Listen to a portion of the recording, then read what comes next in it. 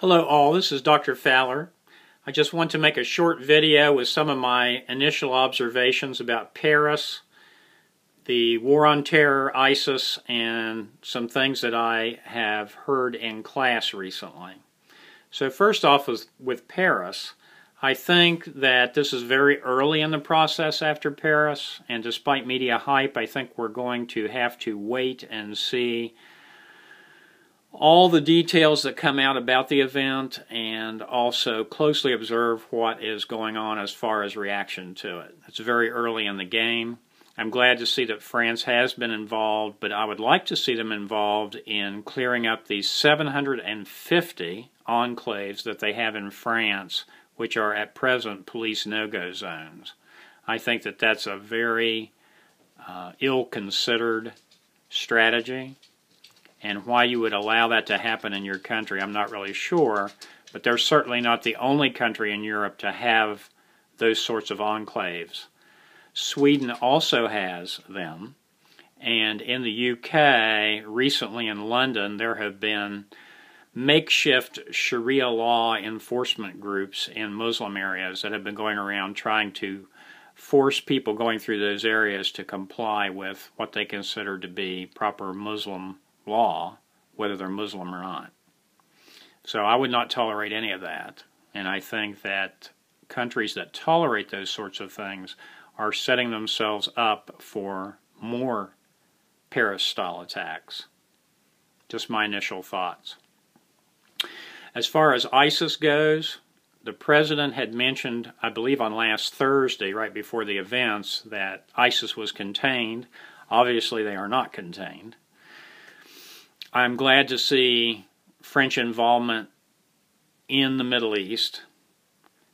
I'm actually glad to see Russian involvement in the Middle East because I think their rules of engagement are probably a lot looser than ours, and so they can probably get more done. And that's certainly not a knock on anyone in the military. It's not your fault what the rules of engagement are. The last thing I wanted to touch on was something that I had heard in class recently, and when I was reading forum posts, I've noticed that some of you who fought in Iraq made mention that, in retrospect, you thought that some of the acts that we had done there could be construed as terrorist acts. I don't really agree with that at all. As a military retiree with 22 years service, and as a military historian who has looked intimately into the roles of the military and of terrorism, how it's carried out over a very long period of time, I would not lose any sleep over that. Certainly there were mistakes that were made. There are always mistakes made. As we used to say in the military when I was in, the op plan is out the window as soon as you pull out of the motor pool. So warfare is always the environment of uncertainty.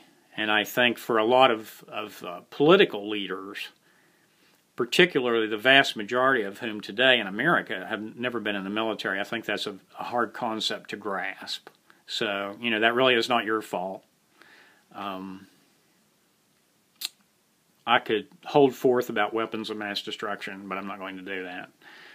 I think that initially when we went into Iraq, those funds and those personnel would have been better served to have gone into Afghanistan at that time. I also think that we should not have stayed in Iraq or Afghanistan. I think that we should have gone there, done whatever it was that we initially wanted done. For example, in Afghanistan, find bin Laden and destroy the Taliban, and then leave. I really think you could make a very good argument that our presence in those areas over a very long extended period of time now has not really been very productive. And that is certainly not the fault of soldiers or other service members who were there. That's a national policy issue.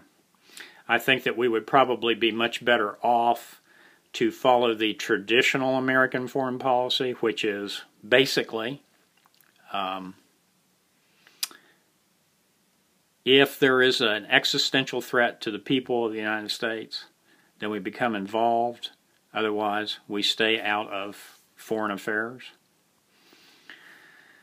There are, of course, caveats to that. For example, I'm a big supporter of the State of Israel. Israel is the only democratic country in the Middle East, and I certainly support them.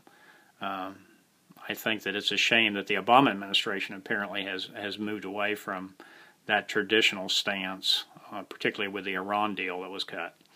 But that's a topic for another discussion, and this was just to provide some food for thought. So hopefully it will. I'll post this in the classroom shortly, and I'll see you around campus.